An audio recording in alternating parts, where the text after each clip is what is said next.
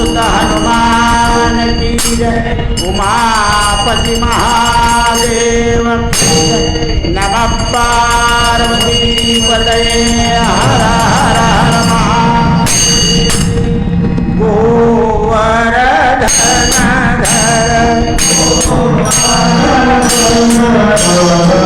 गोपाल नरद गोकुल संकट हारी।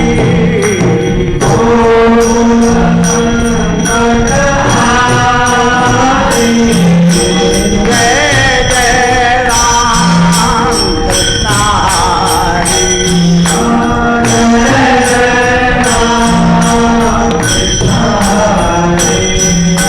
नवनीरद सम नवनीत प्रिय नवल विनोद विहारी।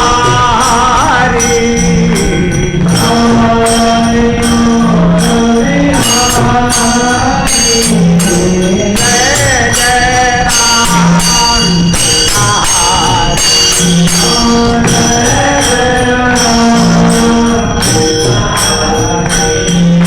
जय जय राम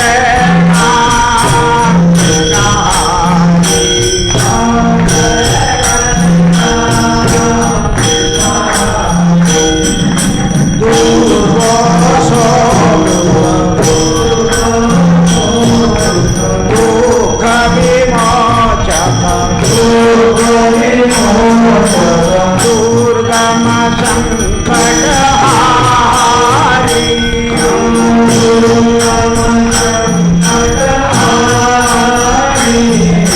जय जय राम कृष्ण हरि।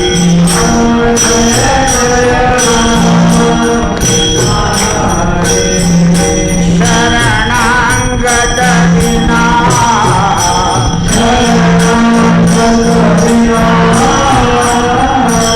शरणी देई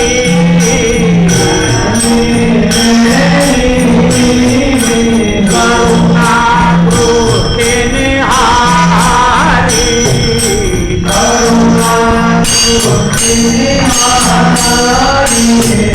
जय जय राम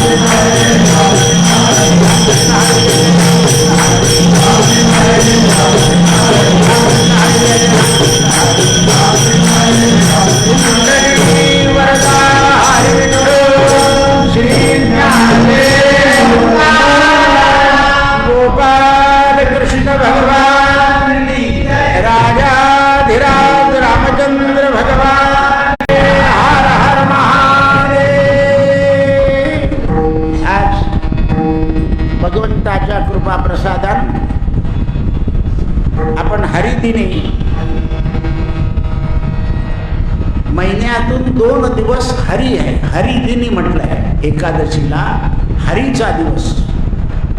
मग हरीच्या दिवसाचं काय वैभव आहे तर इंद्रियांचा संयम करायचा.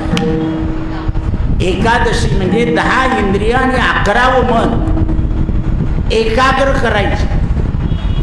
एकादशी झाल्यावर जरी आपण दुसऱ्याच्या घरी कीर्तन असेल तर भजनी मंडळाने असं नाही म्हणायचं गावचं आले का, म्हणजे कशा करता आलाय चहा करता हरिदिनी करताना बोलायचं नाही, आला तर प्रसाद म्हणून घ्यायचा. खराब झाला, हलका झाला, सुंठ पाहिजे होती, लवंग टाकायला पाहिजे होती, हे असे चाळे नाही करायचे. मी तुम्हाला सांगितलं ना की वारकरी होणं मोठं कठीण आहे. हरीचा दास, पंढरीमध्ये हरिदास नावाचे भक्त आहे. कारण होणं मोठं कठीण आहे. रूप घेणं सोपं आहे, रूप घेणं सोपं आहे, कारण आपल्याला दिसतं तसं घेतलं की झालं आपण. पण हरिदास दास म्हणून राहणं हे मोठं कठीण आहे. शेवटी दास राहिले पाहिजे आपण भगवंताचे, हरीचे दास. कारण हरिदासाला हरिविना सौजन्य नेणे काही, आणि त्याला हरीचं सौजन्य जमलं त्याला सगळं जमलं.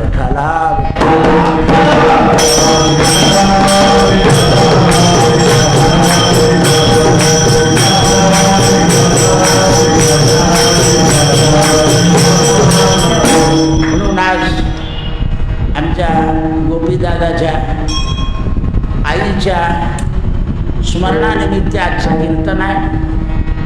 आपण सगळे उत्तम श्राद्धाची कथा आणि भगवंताच्या नामाची अवस्था आज आपल्या या कीर्तनामध्ये बघणार आहोत. ज्याप्रमाणे या जीवानं रामाचं तीर्थ घेतलं आणि लगेच देह संपला, तीर्थ पोटात पडलं आणि लगेच यातना सुटल्या जन्ममरणाच्या, अशा ज्या जीवाची आपण आज कथा सांगणार आहोत त्याच्याकरता समर्थ रामदासांच्या मनाचा श्लोक घेतलेला आहे.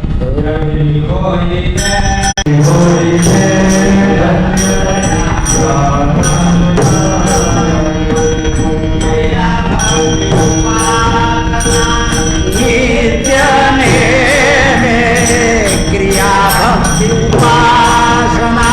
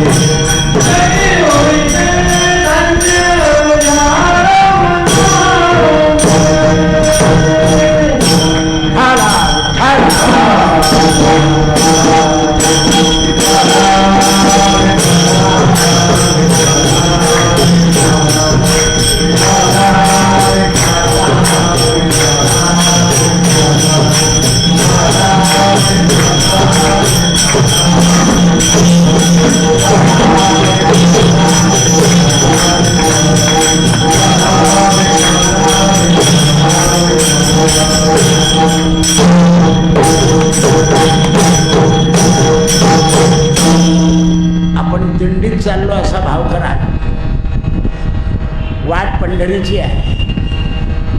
तिथे पांडुरंगाला भेटायचं आहे. इथे आत्मारूपी पांडुरंगाला भेटायचं. पण कीर्तनात असा भाव ठेवा की आपण दिंडीत आहोत. दिंडी थांबली की कीर्तन होतं आणि कीर्तन संपलं की दिंडी सुरू. दिंडीचा हाच एक. दिंडी म्हणजे दिंडीच आहे. देहाला दंड देणे हे दिंडीचं महत्व आहे. काय द्यायचं दिवसभर? देहाला दंड. झोपलं की कशाचीच आठवण येत नाही, पडलं की सगळं विसर. कारण देहाला दंड दिला आणि तेव्हा देहाला दंड दिला जातो तेव्हा हा देह धन्य होतो. कलियुगामध्ये असं वाटतं की हा देह बसून राहिला म्हणून म्हणजे धन्य होतो असं वाटतं. पण या देहाला झिजवलं पाहिजे. आपण रोज म्हणतो रामराया झिजू दे रे काया, आणि दुसऱ्याला पुढची मागायची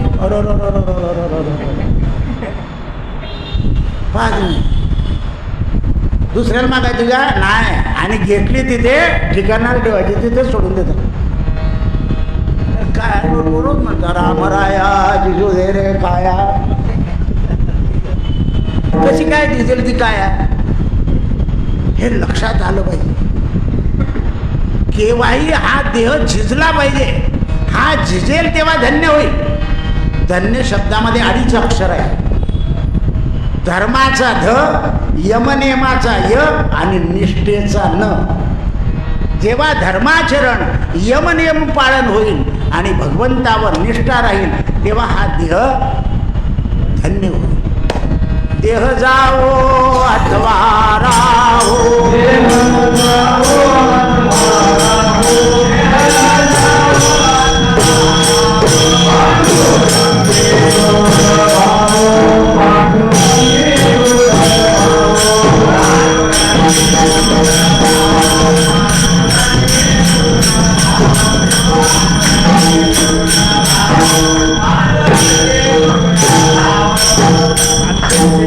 अनेक संत आम्ही पाहिले आहे. वय वर्ष 90.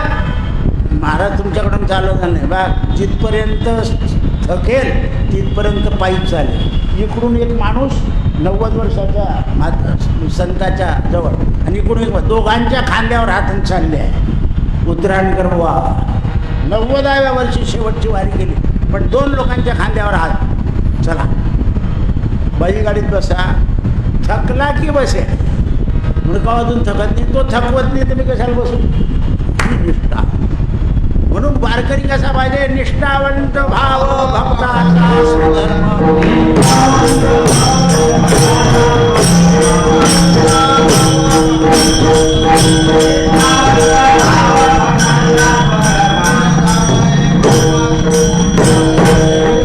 त्याच्यावर निष्ठा ठेवली. निष्ठेशिवाय आपली कलियुगात निष्ठा निष्ठी असते. निष्ठा निष्ठी हे जेव्हा आपल्या लक्षात येईल. म्हणून मी सांगितलं की आपल्याला वारीतच जायचं आहे, वारीचंच वर्णन करायचं आहे.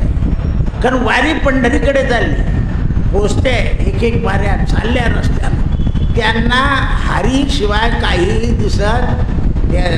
कर्णपिशाचं खिचात आहे बऱ्याच लोकांच्या. जाऊ दे रे, मी आल्यावर पाहिजे चाललं पुढे, मी आल्यावर पाहिजे चाललं पुढे, मी आल्यावर पाहिजे एवढंच उत्तर देतात. हे घरचे डोकं उठाड फोन करतच राहतात. डोकं उठाडत ना. आता यांनी सकाळी उठवलं डोकं. हे जे आहे हे असंच आहे. बरं आता तर वारीचं चित्रसुद्धा आपल्याला घरापर्यंत पाहायला वाटतं.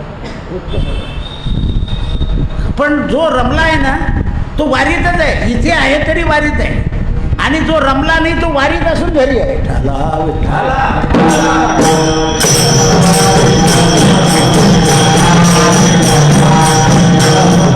वारीत लमले म्हणजे पांडुरंगाला पावले, आणि वारीत गमले म्हणजे घरीच राहिले. त्याच्यात रंगून जा.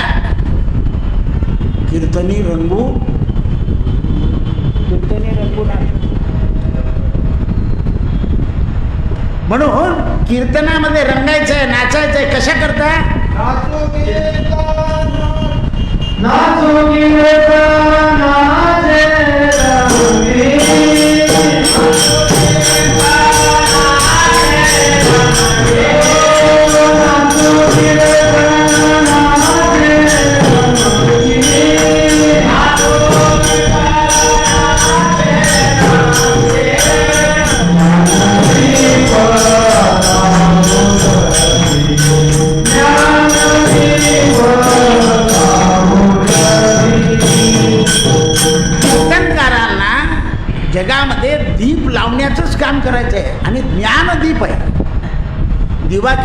वात, दिवा आणि तेल याच्याशिवाय तो तेवू शकत नाही.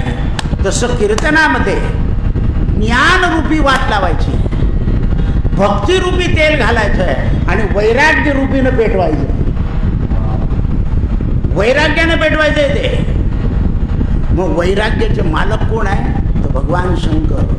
वैराग्य योगी शिवशूल पाणी सदा समाधी निजबोधवाणी उमा निवासा त्रिपुरांतकारी आणि तुझं बीन शंभो मज कोण.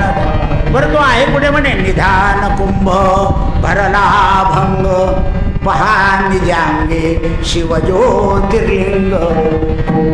ज्ञानी लोकांना महादेवाची पिंड लागत नाही. आमच्यासारखे चंद्रभागेत गेले ना तर तिथे महादेवाच्या मंदिरात गर्दी असते. पाण्यातच असं करतो आम्ही, डाव्या हाताचं लिंग आणि उजव्या हातानं पाणी झालं लिंग. त्याला तिथे महादेवाच्या मंदिरात जायची गरज नाही. किंवा उजव्या हाताचं लिंग करायचं आणि डाव्या हाताने तुम्ही असं दाखवता ना, आम्ही त्याला लिंग समजतो.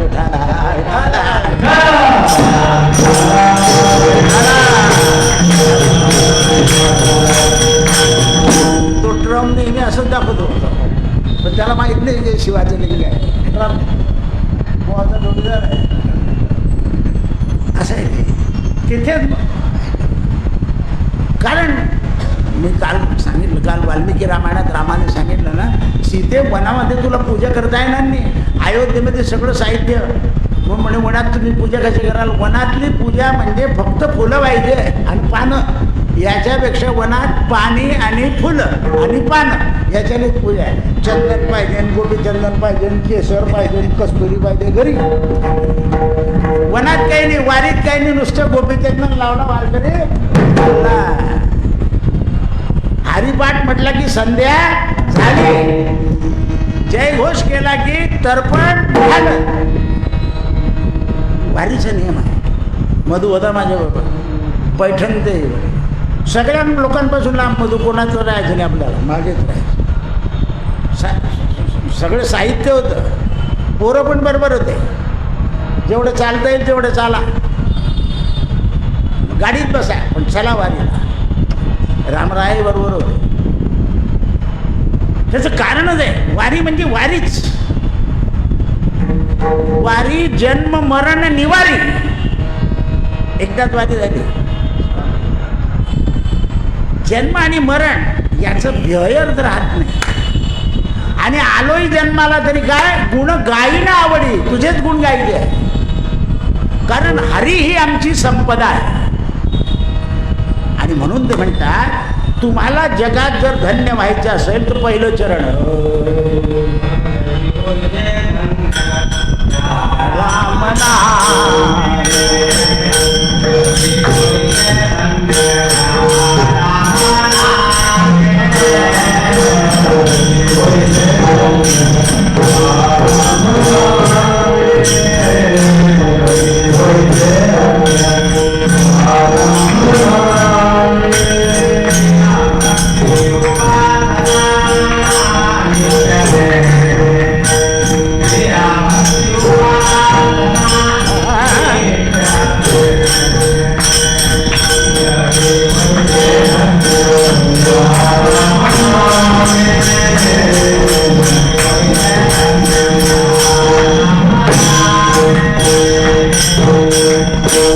परमार्थाची संपत्ती जी आहे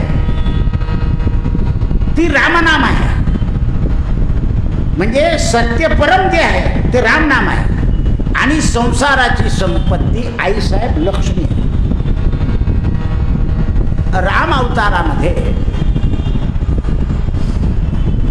सीतेला रामानं सांगितलं होतं लग्न झाल्यानंतर, सीते मी माझी जन्मस्थानातली ही सरयू नदी पाण्यात हातात पाणी घेतो आणि सांगतो मला स्वप्नात सुद्धा परस्त्री दिसणार नाही. बस ओळख पटवून दिली पत्नीला. स्वप्नात सुद्धा नाही. कारण एक प्रतिवत सत्यपालन, धर्मपालन, पितृवचपालन, मातृवचपालन, प्रजेचं रक्षण या कार्याकरता मी आलेलो आहे. एवढी ग्वाही देऊन टाकली. लग्न झाल्यानंतर. आणि तू माझ्याबरोबर वनात येऊ नको. काल सांगितलं वनामध्ये तुला काही सुख सामान्य मिळणार नाही, कारण मला एकट्याला आज्ञा झाली आहे वनात जायची. परमात्माचं किती. मग आईसाहेबांनी सांगितलं की तुमच्याजवळ हे जे बल आलंय, हे बल कशामुळे येतं प्रभू? तर जगामध्ये धन्य होण्याकरता, आपलं मन परमार्थात लागण्याकरता आपल्याजवळ 4 गोष्टीची आवश्यकता आहे. जसं संसारामध्ये 4 पैसे असल्याशिवाय चहा भेटत काय भेटतं?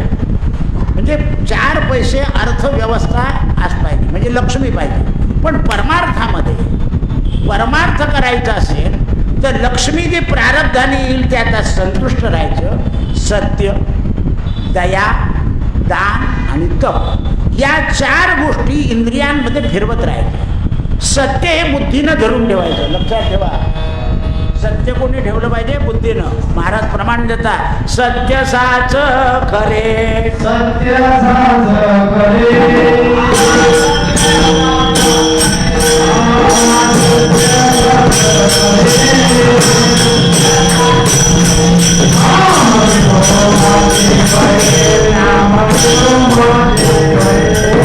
सत्यसाच खरे नाम विठोबाचे बरे. काय बरं आहे? तर फक्त नाम. म्हणजे ते सत्याचं स्वरूप आहे. सत्याला असं रूप नाही आहे. सत्याचं स्वरूप. अहो सोनं हे सत्य निघतं, तरी लोक म्हणजे जमिनीतून निघाल्यावर त्याला अग्नीत टाकावं लागतं ना, अग्नीतून तो सत्यरूप येतो, तरी सोनार त्याच्यात भेसळ. काय करायचं? सत्याला सुद्धा भेसळ करून टाकतात. कारण मधु गुलामठी शिक्क्याची पाहिजे, रिंग नको. रिंग असली तर सोनं खरं राहतं, शिक्का आला तर खोटं राहतं. तसं भगवंताचं नाम जे आहे, तुम्हाला जर त्या सत्य नामाचा अनुभव यावा असं वाटत असेल तर तुमची क्रिया शुद्ध झाली पाहिजे. काय म्हणता महाराज? क्रियेविन वाचाळता व्यर्थ आहे. तुम्ही जे बोलताय ते क्रिया केल्याशिवाय बोलण्याला काही अर्थ नाही. म्हणून सत्य बुद्धीत पाहिजे, कहो दया वृत्तीत पाहिजे. या देहामध्ये जी वृत्ती आहे त्याच्यामध्ये दया पाहिजे. कौम दान, सद्भाव दान दिला पाहिजे. कोणाबद्दलही? शत्रूबद्दल. शत्रू जरी पडला, अरे वाईट बरं झालं, तंगड मोडलं पाहिजे होतं त्याचं, मला फार त्रास देत होता. तुमच्या सद्भाव नाही. तुकाराम महाराजाचं उदाहरण डोळ्यासमोर ठेवा. त्या माणसाला त्या डबक्यामध्ये स्नान केल्यावर आग व्हायला लागली. तुकाराम महाराज म्हणते, देवा तो शत्रू होता, तरी त्याच्या देहाची आग झाली नाही पाहिजे. आणि आपण तुकारामांच्या दिंडीत जातो, दुसऱ्याची निंदा करतो.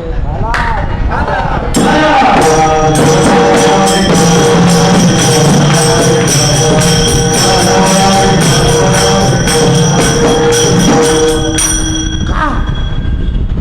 हे आदर्श घेतले पाहिजे या संतांचे दिंडीमध्ये. कोणी निंदो अथवा वंदो, कोणी हा निंदा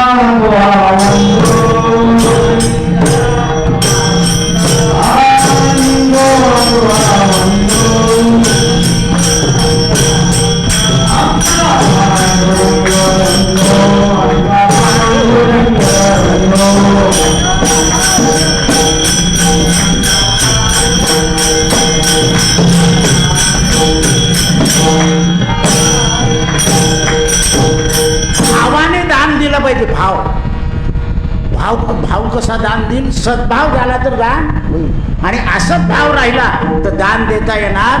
बऱ्याच बाया काय करतात, सत्यनारायण दिवशी चुरी आणून ठेवतात ग्रह मांडाला. आता त्या सत्यनारायण, सत्याचं नारायण चुरी मांडायची का?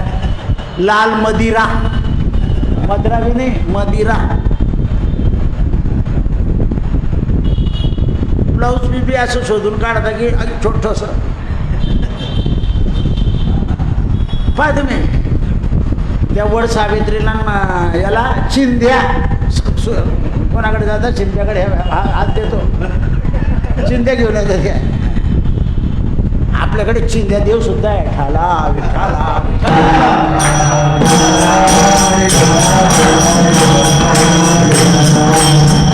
चिंध्या देवाचा इतिहास माहिती आहे का? चिंध्या देव म्हणजे तिरुपती.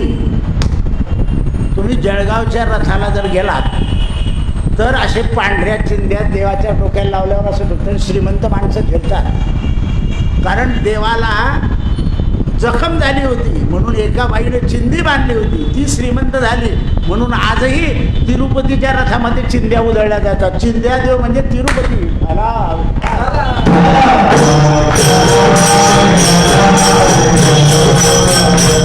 तिरुपती मंदिरात चिंधी घेऊन जाऊ नका.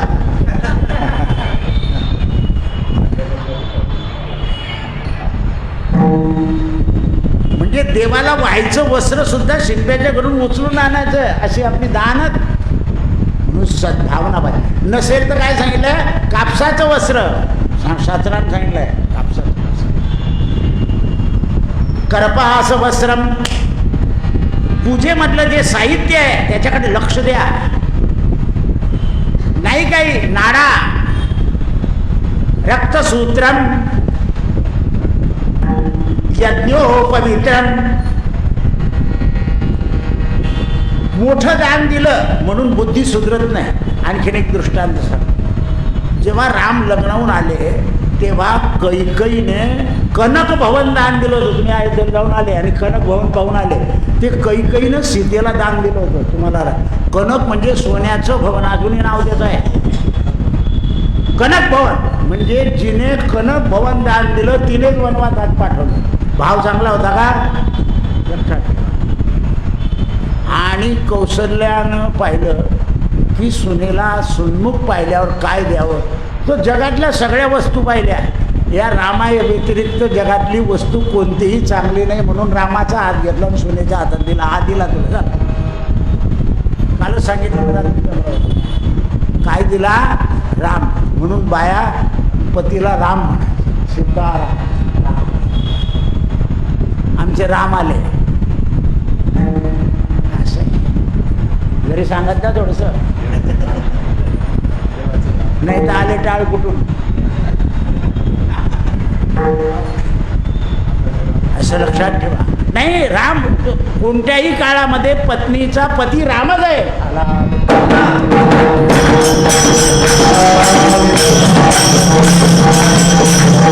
कोणाचा? कौशल्या बुद्धी असलेल्या स्त्रीचा.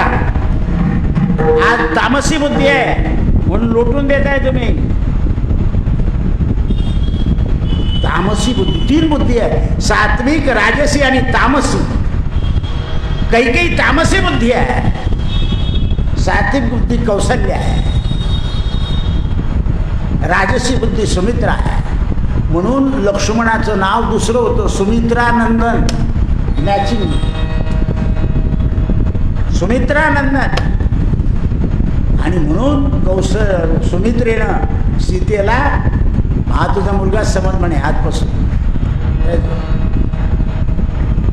अरे सीतेच्या सेवेत राहा म्हणून लक्ष्मण रामाच्या महालात राहायचे. रामाला आणि सीतेला आई वडील समजायचे म्हणून लक्ष्मण अयोध्येत राहिलेच नाही. आईची आज्ञा होती. आई सांगते जा रे वहिनीकडे हे देऊ नये, जातोच मनुष्य. ही अयोध्येची बना आहे. म्हणजे आपला भाव चांगला पाहिजे. सत्य सांगितलं, दया सांगितली, दान सांगितलं. आता राहिलं तप. इंद्रियांना वैराग्य दिलं म्हणजे तप होतं आणि तप झालं म्हणजे मनुष्याचं जीवन धन्य होतं. वारी म्हणजे तप आहे. आणि माऊली प्रमाण देते तप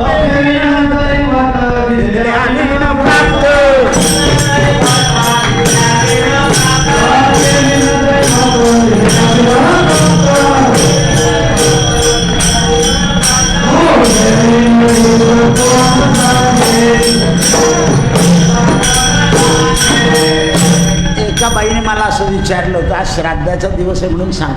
म्हणजे दादा श्राद्धामध्ये लाडूच का बरं करतात, जिलेबी का बरं चालत? म्हटलं बाई तू मराच्या आधी एका कागदावर लिहून ठेव की मी मेल्यावर जिलेबी लाडूच्या ऐवजी जिलेबी करायची. माझं डोकं का बरं खाते? लोक काही डोकं खाता आली त्या यूट्यूबवर ऐकून येतात आणि बुवा लोकांना त्रास देतात. लाडू हे विष्णूचं रूप आहे, लक्षात ठेवा. आणि 11व्या दिवशी विष्णूची पूजा करून मनुष्य मुक्त होतो आणि जीवही मुक्त होतो. म्हणून लाडू काय आहे? विष्णू स्वरूप आहे, लक्षात ठेवा. पण तुम्ही चिप्पट करता. बऱ्याच बायांना लाडू येत नाही, चिटकून जातो तो.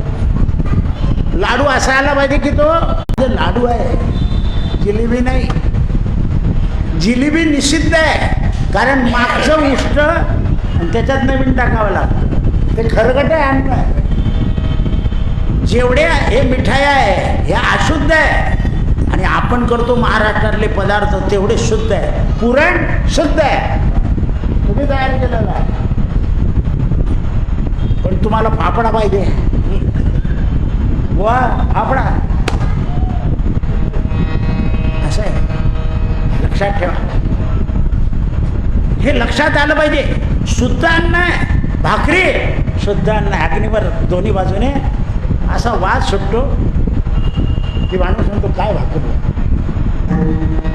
पोळीचा वास कमी सुटतो, भाकरीचा वास सुटतो, शुद्ध अन्न आहे. भाताचा वास सुटतो, शुद्ध अन्न आहे. महाराष्ट्राचं अन्न शुद्ध आहे, निषिद्ध नाही. शिरा वास सुटतो, सुगंधेम पुष्टिवर्धनम आहे. कुठेतरी चांगल्या तुपाचा शिरा चाललाय, वास आलाच पाहिजे. दुधाचा वास आला, तुम्ही आता म्हणता ना दूध ओळखू येत, दूध ओळखू येत. वास आला उकळताना की समजायचं दूध खरं आहे.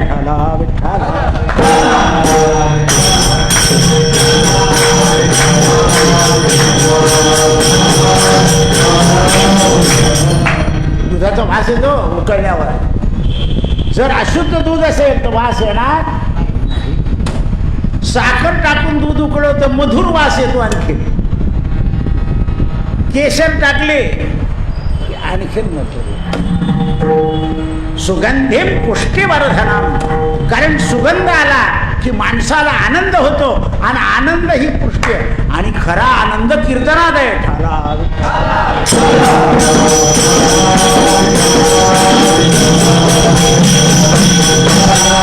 म्हणून महाराज प्रमाण देता आनंदाचे डोही, आनंदाचे डोही, आनंदाचे डोही, वा वा.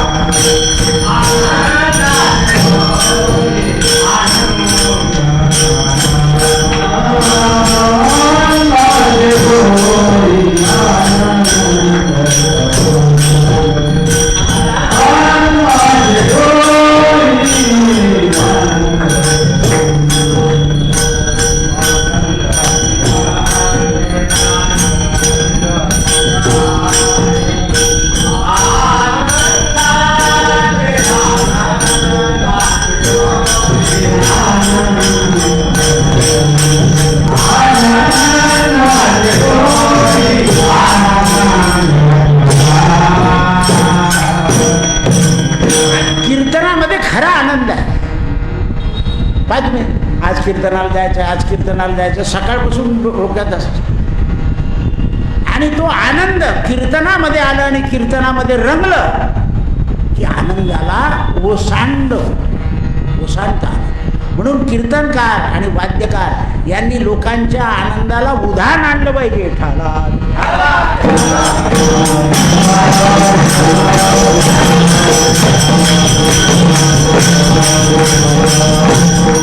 आणि इंद्रियांकडून तप, आता तुमचं बसण्याचं तप आहे आणि या लोकांचं उभं तप आहे.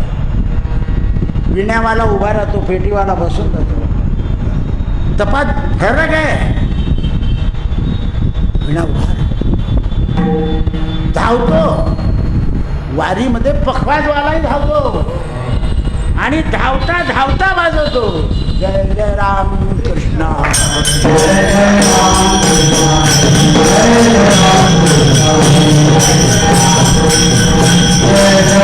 कृष्ण.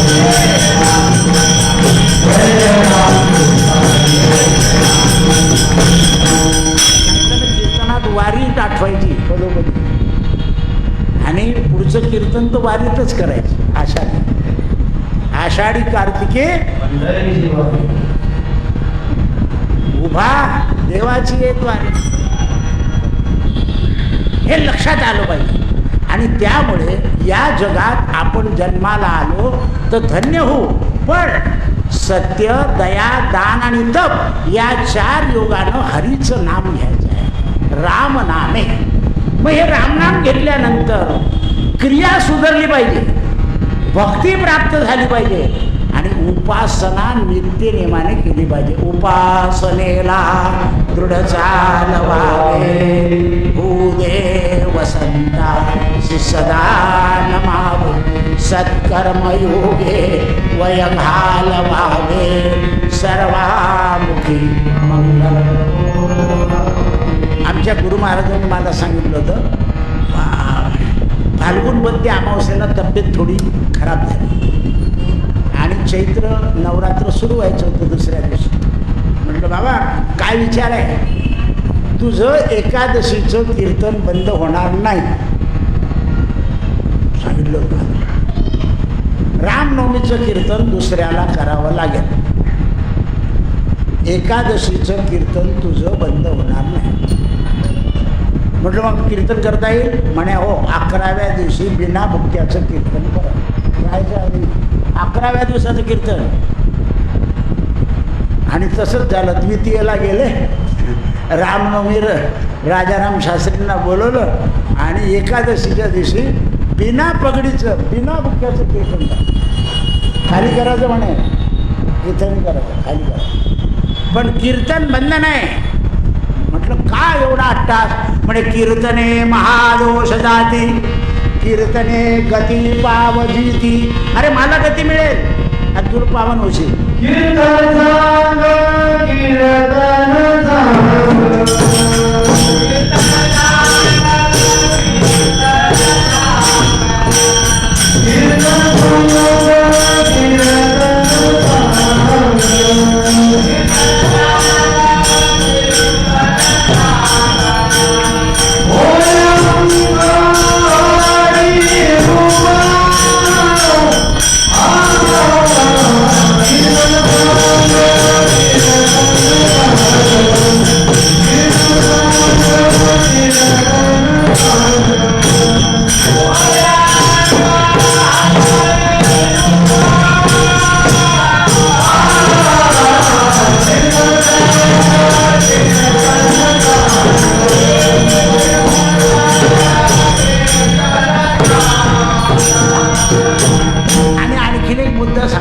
संतांना सोयरं सुद्धा नसतं,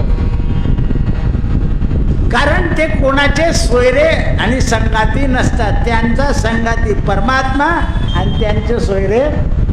उत्तरगंगामध्ये सोयऱ्याचं चरित्र सांग.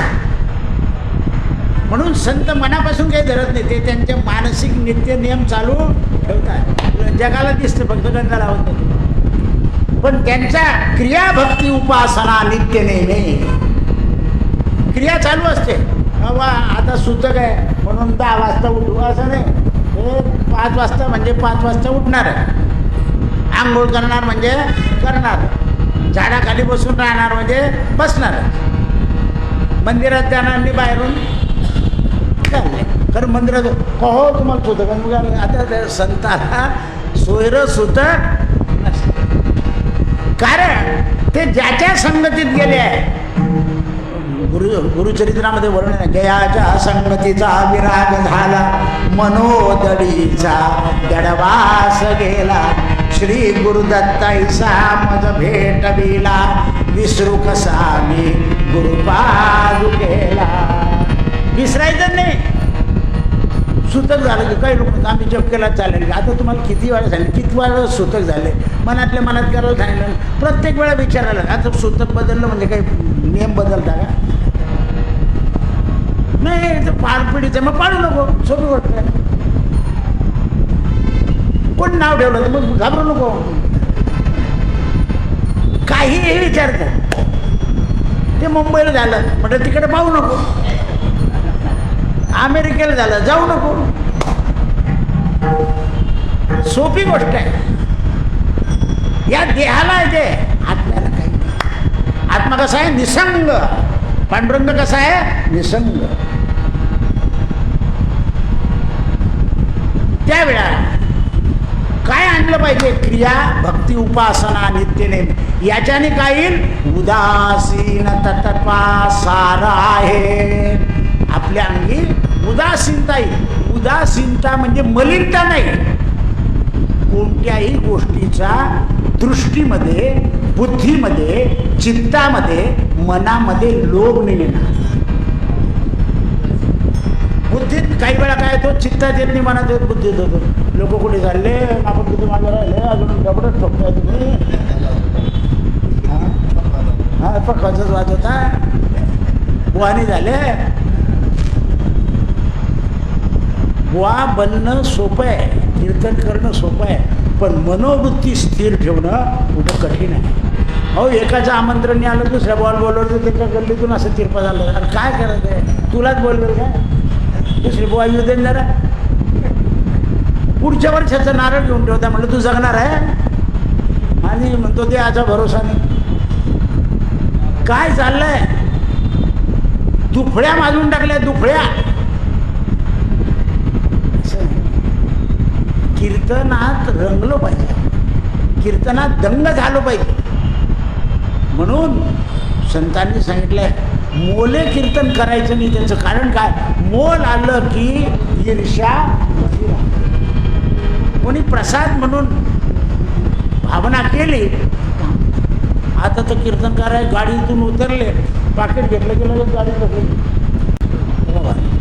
साबुदाणी डाळ स्टेशनावर खायची, कोणाच्या घरी बी नाही.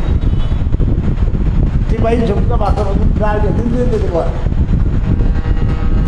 हे असं झालं. कीर्तने महादोष दाती. ज्या घरात गेलं आहे त्या घरात सूचना करायच्या, असं वागू नका, असं करू. हा आपला धर्म आहे. तर तुम्ही आई वडिलांना वागवत नाही, काय काय करायला संपत. असा लोकांना हितबोध केला पाहिजे. नाही कुत्रा मोठा दिसला गेलो कोणता श्रीमंत, यार काय करतो श्रीमंत? तो बापाला वागवत नाही, कुत्र्याला वागवतो. तो कुत्रा खराब झाला की त्याला सोडून देईल आणि दुसरा कुत्रा घेऊन येईल. त्याची बी सती गती करणार नाही. आपण आपल्या कुत्र्याला पुरून येतो.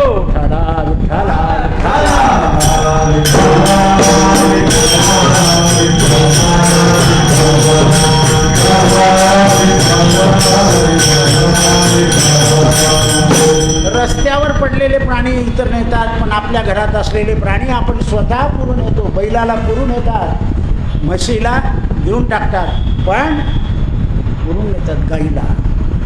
कारण बैलाने आपल्या घरी राबलेला असतो. त्याचं चामडं काढू देत नाही शेतकरी.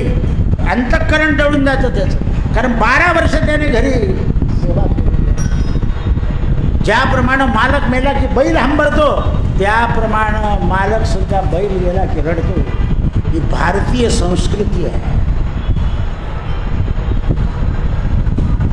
कारण उदासीनता तत्वता सार आहे. जगामध्ये कोणतं सार आहे? जसं माऊलींनी सांगितलं, सारा सार विचार हरिपाठ. तसं जीवनामध्ये उदासीनता आली पाहिजे. जास्ती ममता ठेवायची नाही. वारकरी कमी कपडे का घेतो? भारी कपडे घेत नाही. ते भारी कपडे आणले की चोर राहतो.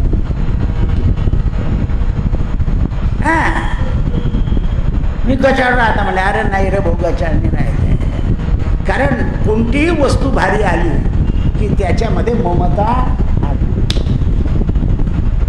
आणि ममता अटकली की उदासीनता टिकत नाही. या ममतेनं उदासीनता टिकत नाही. म्हणून महाराज म्हणतात, याच्याकरता तुमची वृत्ती सदा सर्वदा कशी झाली. शेवटचं चरण, सदा सर्वदा.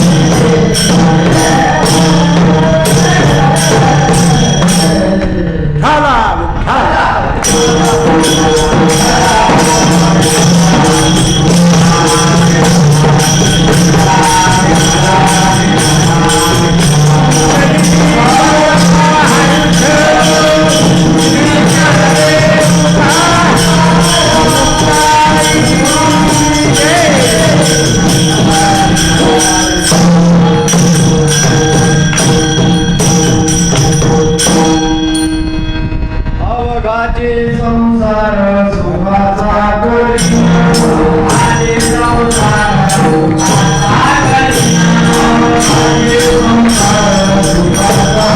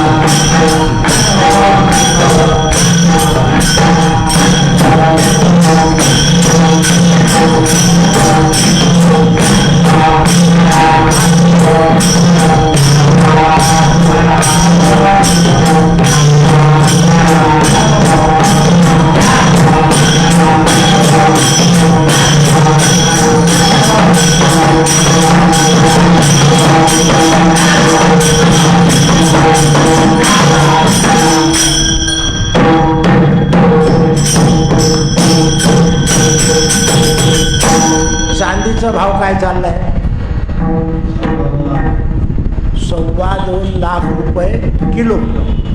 आमच्या तुकाराम महाराजाच्या रथाला किती चांदी लागली? हा पहा, आहे का संताला महागाई? एवढ्या महागाईच्या काळामध्ये पूर्ण चांदीचा रथ झाला, नवीन तयार, आणि निघाला देऊर ज्ञानोबा तुकाराम.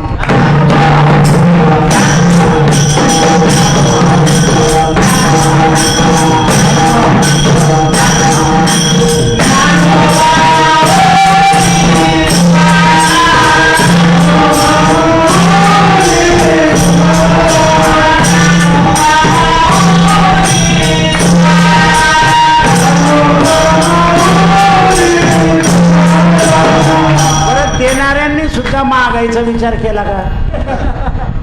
हे पहा, एवढ्या महागाईच्या काळामध्ये म्हणून संताची बरोबरी कोणीही करू शकत नाही.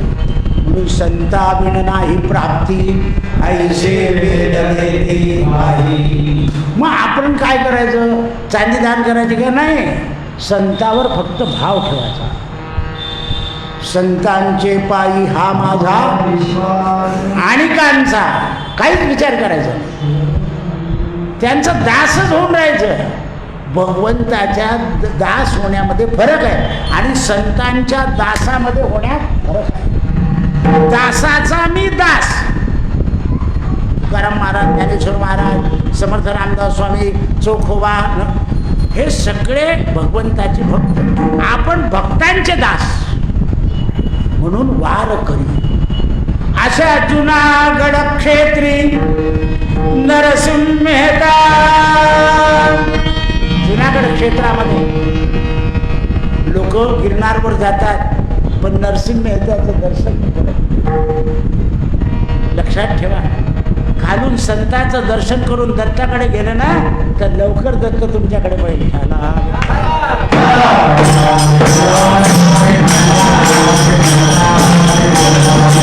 त्या नदीवर देव बसलेले आहे आणि नरसिंह मेहता तिथे भेटायला आले. देव त्या नदीवर प्रकट झालेले आहे. लोक तिथे आंघोळ पण करीत, हॉटेलमध्ये उतरतात, आंघोळ करतात, परत गिरनार चढतात. लक्षात ठेवा, जुनागड क्षेत्री नरसिंह मेहता. श्रीमंती होती पण सगळी भाऊच्या आज्ञेत ठेवलेली होती, स्वतःकडे काहीही केले नाही. कारण संत काय करतात, धन्य व्हायचा विचार करतात. संपत्तीने मनुष्य धन्य होत नाही. संपत्तीमध्ये चढाओढ चालतो, चढाओढ, आणि चढाओढीमध्ये पाप होतो. चढाओढीमध्ये पाप होतो नाही. पैलवान चढाओढ करतं तर काय होतं, एकमेकाला लात मारतो. कुठे कुठे चुकीच्या ठिकाणी लात मारल्यावर गुन्हा आहे. कुस्ती खेळायची आहे पण मर्मावर वेद करायचा. तशी जगामध्ये लक्ष्मी काय करते, माणसाचा नाश करते, मस्ती आणते. परमार्थातली मस्ती सगळी जिरवून टाकते. अनेक लोक परमार्थात गेले, संपत्तीच्या मागे लागले आणि नाश, भगवंताची प्राप्ती नाही झाली. म्हणून नरसिंह मेहत्यानं संपत्तीकडे लक्ष नाही दिलं. दैवयोगानं नरसिंह मेहत्याला दारिद्र्य. कारण तुकाराम महाराजांवर सुद्धा आघात आले, पण त्यांनी आघाताकडे लक्ष नाही दिलं. दुष्काळ पडला, लोकांचं येणं आलं नाही, देणं मात्र देऊन टाकलं. आणि येणं इंद्रायणीत टाकून. एकदा मी देहूला गेलो, आमचे महाराज बरोबर होते, सखाराम महाराज, आणि ते त्या डोहापाशी उभे होते, असेच उभे होते. मी खाली गेलो, पटकन पाणी आणलं, त्याच्या बाहेर म्हणलं तुकाराम महाराज की म्हटलं तुम्ही तसंच उभे आहे. आम्ही तेव्हा काय जन्माला असो का नसो, पण आता आमचे तुकाराम आमचे संत. आपल्या वडिलांना सुद्धा तुकाराम म्हणून नमस्कार केला तरी फळ मिळतो. मला चांगला अनुभव आहे. याचे वडील माझ्याकडे असायचे, हा मला निरोप द्यायला विसरून गेला. पहा माणसाचं प्रेम कसं असतं. तर दुसरा माझ्याकडे एक पेटीवाला होता, तोही त्या दिवशी गेला. तर मी याच्या वेळेला त्याच्याकडे पाहिलं, म्हटलं का रे, म्हणजे दादा तुम्हाला द्यायचा निरोप विसरून गेला. मला हजर परमेश्वरानं बरोबर केलं. दुसरा अनुभव, याच्या वडिलांनी सेवा केली आहे आणि याची सेवा झाली. म्हणजे मी स्मशानात बरोबर हजर झालो दुसऱ्या करता. याला पाहिजे म्हणजे खरे म्हणून मला निरोप द्यायला विसरून गेलो. कारण हे सेवेचं कळ. सेवा अशी आहे की सेवेने मनुष्य कृतार्थ होतो, धनाने कृतार्थ होत नाही. म्हणून नरसिंह मेहत्याच्या वडिलांचं श्राद्ध आलं आणि मोठ्या भावाने अपमान केला की काय तू काही पैसे लावत नाही, श्राद्धाला नुसता जेवायला येतो. नरसिंह मेहत्याने जेवायला, श्राद्ध करायचं मला ज्ञान आहे. भावाला नमस्कार केला, निघाले. भाऊजे म्हणे घेऊ नका, तुम्ही तुमचं करा. वेगळे निघाले, परत आले. कीर्तन करेन मी श्राद्धाच्या वेळी. कीर्तने महादोष जाती, कीर्तने गती पावजेती, कीर्तने घडे पुण्य ठेवा. आज पुण्य ठेवा. 11व्या 12व्या दिवशी कीर्तन होत आहे, हा पुण्याचा ठेवा आहे. बहुत सुकृताची जोडी, बहुत सुकृताची जोडी,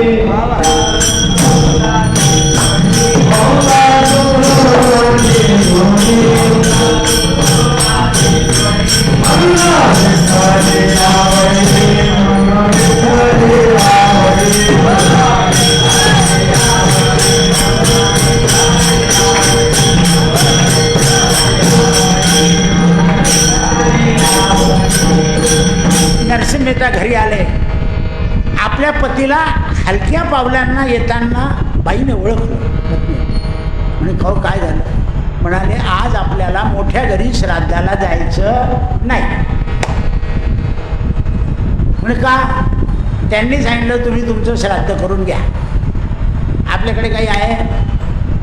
म्हणे काही नाही, पण माझी एक पाळी पडलेली आहे सोन्याची. आजच मला कोणीतरी विचारलं श्राद्ध केलंच पाहिजे का? म्हटलं रात्री येऊन पहा, कीर्तन आहे, कीर्तनात कळेल तुम्हाला. ती बाळी मोडून श्राद्ध करायचं ठरलं. सगळा श्राद्धाचा सामान आला आणि गावराणी तुपा करता पैसे संपले. का देव परीक्षा कशी पाहत? आता इतकुसं सोनं गरिबांच्या घरी किती असेल त्या काळचा? 700 रुपये सोनं तर आपणच पाहिलं. आता तर 1.25 लाख, काय लाख लाख लाख चाललंय.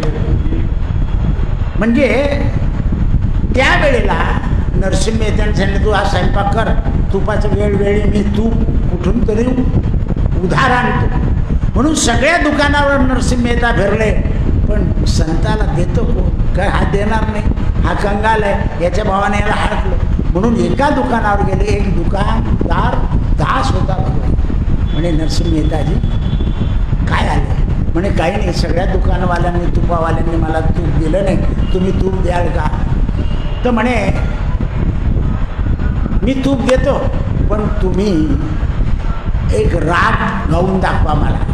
नाही म्हणे भाऊ, राग गाणं वेगळं आणि तुपाचे पैसे मी आणून देईल. श्राद्धाच्या दिवशी कोणाची फुकट्याची वस्तू घ्यायची, त्या भागवत सप्ताह झाल्यावर केळीची पानं उरतात. दुसऱ्या दिवशी लोक आले की दादा पुठ्ठा, म्हटलं गाईला घालायला सांगून गेलाय तो माणूस. पुठ्ठा फुकटात पाहत. जो माणूस आणतो ना भागवत सप्त्यात त्याने सरळ सांगितलंय, पानं उरले की पांढरा पोळला रवाना. मी सरळ सांगतो ना रे, गाईला देता ना मला देता नाही. म्हटलं बा तुझ्या बापाचं श्राद्ध आहे, माझं जोगाप्रमाणे. कारण त्याला जर दिलं तर त्याला सवय लागेल, म्हणून आम्ही देत नाही. ठाला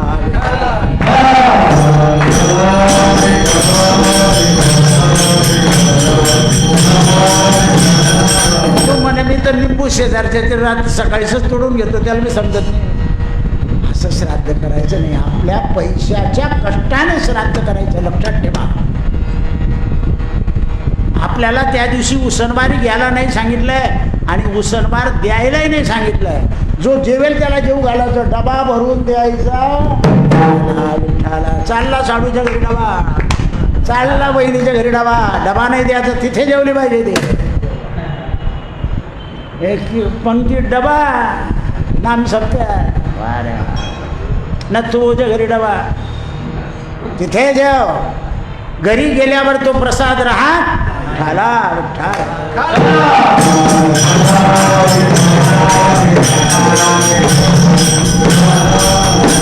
प्रसाद चोरला तर पोट शूळ होतं, गुरुचरित्रात लिहिलंय. नेमानेम खायचा, कोणाचा घ्यायचा नाही. लक्षात ठेवा, प्रसाद चोरला तर पोटात शूळ होतो. शूळाचा शेवटपर्यंत तपास लागत नाही, कशाने पोट दुखतं, त्याला पोट शूळ असं म्हणतात. काही लोकांना कोणाचं पाहिलं की पोट शूळ होतो. नरसिंह मेहतानं राग गायला. कोणता राग होतो? हा, कोणता राग आहे भाऊ? नाही घेत नाही म्हणे. असा राग गायला आणि सांगितलं जोपर्यंत मी पैसे देणार नाही तोपर्यंत हा राग गहाण ठेवलाय. कोणता आहे राग? गहाण ठेवला. इकडे भगवंताने पाहिलं, अरे रे या रागामुळे तर मला आनंद होतो, म्हणून भगवान नरसिंह मेहत्याच्या घरी आले. उद्धव आक्रोश, चला द्वारकेतून आपल्याला काम करायचं आहे. लगेच सगळी तयारी झाली आणि जो ब्राह्मण नरसिंह मेहत्याचा पुरोहित होता त्या पुरोहिताकडे देव स्वतः गेले. नरसिंह मेहत्याच्या रूपात, महाराज माझ्या वडिलांचं श्राद्ध आहे. अरे तू काही देत नाही घेत नाही, तुझ्या घरी नाही येणार मी, तर्पण करायला तुझ्या मोठ्या भावाच्या घरी जायचं आहे. असं नका करू, गरिबाचं तर्पण करून द्या. नाही म्हणा, तोपर्यंत भगवान त्या ब्राह्मणाच्या घेऊन रस्त्यात आले. एक खेड्यातला ब्राह्मण होता रस्ता. म्हणे भूदेवा, माझ्या वडिलांचं श्राद्ध आहे, तर्पण करायला या. म्हणे महाराज मी खेड्यातला आहे, मला फक्त विष्णवेना. देव म्हणे नुसतं विष्णवेना का म्हणणार. पहा, देवाला सुद्धा नरसिंह मेहत्याच्या स्वरूपामध्ये ब्राह्मण मिळाला नाही, कारण ब्राह्मणाशी संबंध ठेवावा लागतो. आपण काय करतो, म्हणून ग्राम उपाध्य असतो, त्याच्याशी जर तुम्ही संबंध नाही ठेवला तर तो वेळेवर तुमच्याकडे येणार नाही. म्हणून ब्राह्मणाशी संबंध ठेवा, ब्राह्मणाचा संपर्क ठेवा, त्याच्याने देवधर्म नीट होतो. मोबाईलने देवधर्म होणार नाही, काही येतं त्याच्यावर. लक्षात ठेवा, संबंध ठेवा, देवाशी संबंध जोडा, शास्त्राशी संबंध जोडा. शास्त्र असतं पण शास्त्राला परिस्थितीनुसार लावावं लागतं. म्हणून श्राद्धाला जास्ती काही लागत नाही, तीळ, जव, दर्भ आणि पाणी एवढंच द्यावं लागतं. म्हणून भगवान तर्पणाला बसले आणि तर्पण चाललंय. सगळ्या नरसिंह मेहत्याच्या आजोबाचं पंजोबाचं नाव देव घेत आहे आणि नरसिंह मेहत्या तिकडे गाणं म्हणतोय. सगळ्या गावातल्या लोकांना जेवायला बोलवलं, आमंत्रण दिलं गेलं, पंक्ती बसल्या. देव जेव म्हणून ही मेहती म्हणे हे यांनी आणलं कुठून एवढं. भगवान म्हणे तो नंतर येईल 1:15 वाजता, तुझं जेव घाल. सगळं साड्या वाटल्या झाल्या, सगळं वाटणं झालं, सगळे चांदीचे ताटं बिटं घेणं देणं सगळं. भगवंतानी सांगितलं जाताना ताटं बी घेऊन जाय. जो तो उठला, ताट बोललं, इतकं आलं कुठं. जरा हे सगळं श्राद्ध होऊन जाऊ द्या, मग पाहतेच नरसिंह मेहत्याला. भगवान म्हणे तो वेगळा आहे. असं करून सगळं श्राद्ध जेवण झालं. नरसिंह मेहत्याची पत्नीच फक्त उपाशी. दुपारचे 3 वाजले, भगवंताने झालं उद्धवा करून निघाला तो तिथं. चलो, सगळा मंडप गायब. नरसिंह मेहता हातामध्ये गावराणी तुपाची तपेली आणि मेहती तूप घे. म्हणजे काय तूप घे, आता एवढं श्राद्ध केलं, चांदीचे ताट वाटले, कपडे लत्ते वाटले आणि आता हे तूप घेऊन आले.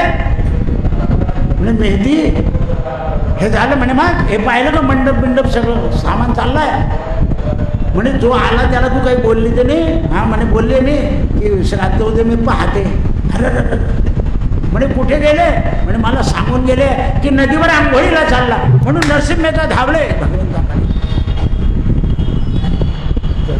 नदीवर स्नान करायचं, श्राद्ध झाल्यावर आंघोळ करावी लागते, लक्षात ठेवा.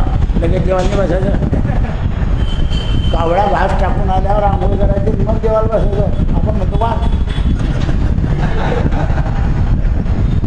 आंघोळ केली देवानं आणि नरसिंह मेहता आणि देवा सगळे ब्राह्मण जेव घातले, गाव जेव घातलं आणि ज्याच्याकरता तुम्ही आले तो उपाशी. म्हणजे मग चला घरी. देव म्हणे हे असे दास मोठे कठीण असते. म्हणे तू पुढे जा, मी प्रगट होईल. देव प्रगट झाले घरात. म्हणे देवा एक गोष्ट चुकली. मी काय, मी आणि माझी पत्नी, पण माझा मोठा भाऊ मोठी भाऊ राहिले ना, तुम्ही थांबा मी बोलून आणतो. आणि तेवढ्या वेळामध्ये या ब्राह्मणाला कळालं की नरसिंह मेहत्यानं सोन्याचे आपल्या चांदीचे ताटं तांबे वाटल्या म्हणून हा ब्राह्मण आला. आता नरसिंह मेहत्याला भावाला घेऊन चाललं. हा ब्राह्मण म्हणे खरं मी तुझा ब्राह्मण आहे, सगळ्यांना वाटलं मला. म्हणे भाऊ मी सकाळीच आमंत्रण द्यायला आलो तर तुम्ही नाही म्हणत होते. मग वाटणारा कोण होता. म्हणे वाटणारा कोण होता आता त्याचं नाव काय सांगू, त्याचं सांगितलं तर तुम्हाला पटणार नाही. पण एखादं चांदीचं ताट कधी पडलं असेल तिथे तर मी तुमच्या घरी आणून देईल, तुम्ही जा.